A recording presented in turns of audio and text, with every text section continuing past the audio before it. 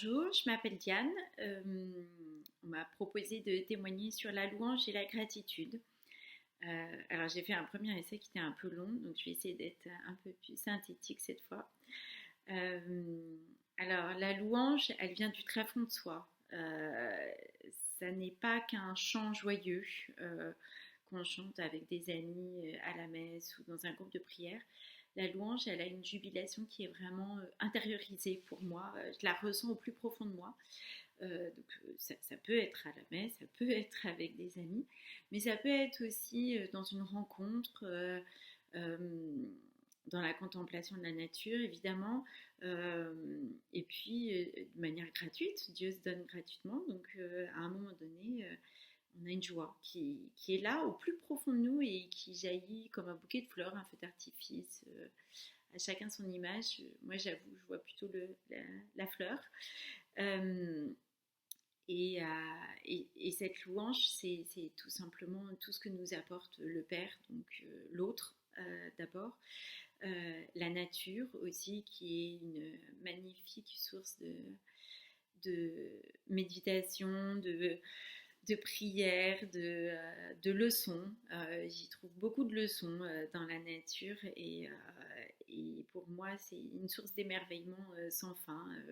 Le vent qui nous rappelle l'Esprit Saint, les fleurs qui sont une beauté donnée aux autres qu'on ne regarde pas forcément. Peut-être que nos tâches quotidiennes peuvent ressembler à ces fleurs euh, données aux autres, en famille, en communauté, là où nous sommes.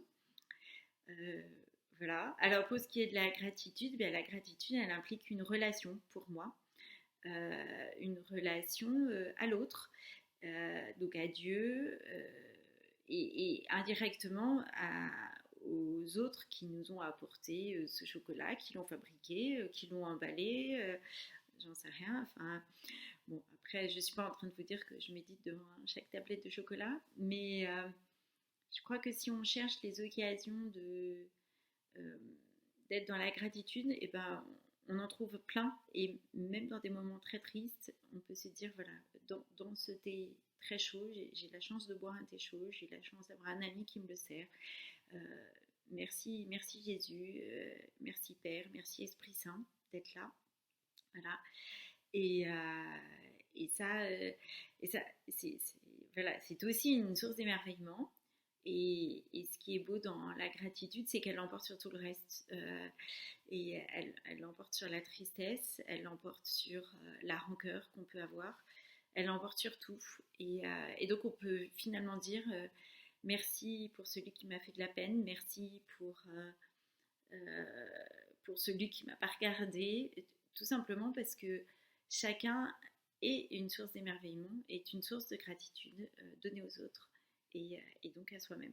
Donc on peut dire merci pour soi-même aussi.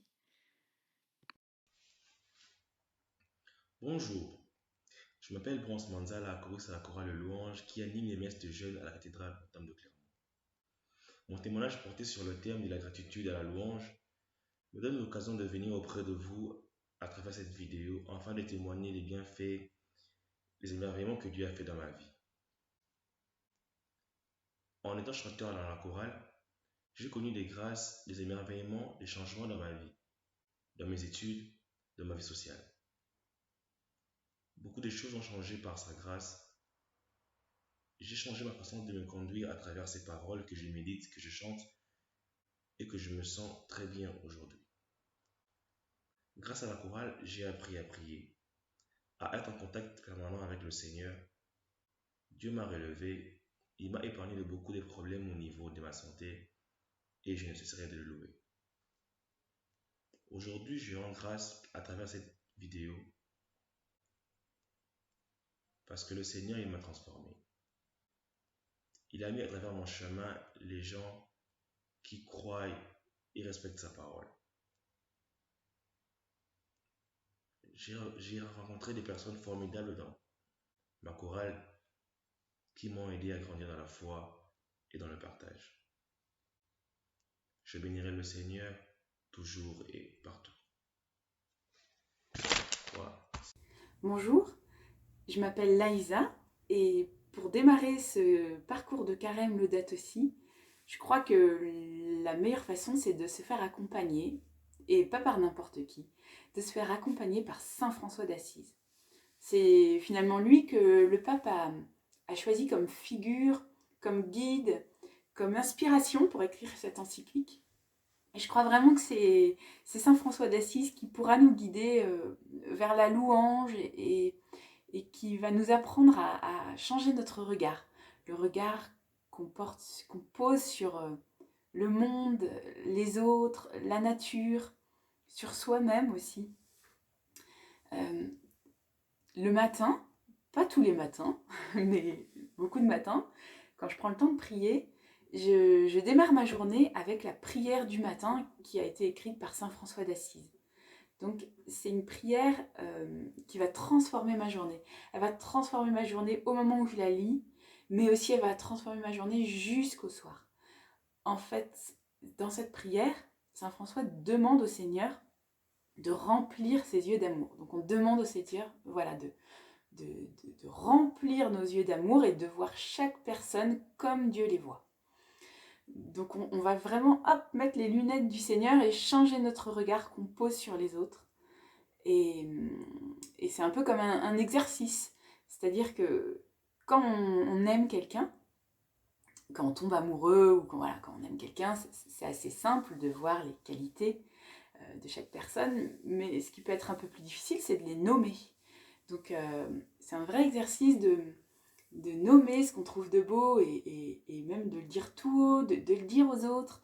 Et ben ça va nous transformer, ça va aiguiser notre œil, ça va aiguiser notre cœur.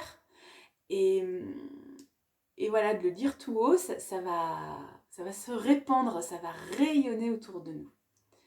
Donc ça, c'est la première étape. Mais après, il y a aussi tous les agacements. C'est-à-dire que on peut s'agacer dans notre journée. Alors moi, ça m'arrive souvent d'être agacée par telle ou telle personne. Ça peut être par des inconnus, quelqu'un dans la rue, ça peut être en voiture, mais ça peut aussi être quelqu'un qu'on côtoie tous les jours, notre conjoint, un collègue de travail, voilà. Et donc quand on vit un agacement, se remémorer toutes les qualités qu'on avait nommées sur cette personne, ou se dire mais si elle est aimée de Dieu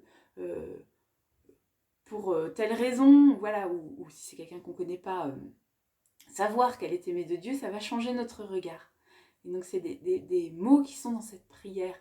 Ferme mes oreilles à toute calomnie, garde ma langue de toute malveillance. Et de se le répéter quand on vit un agacement, et ben voilà, on va changer notre façon de voir la personne.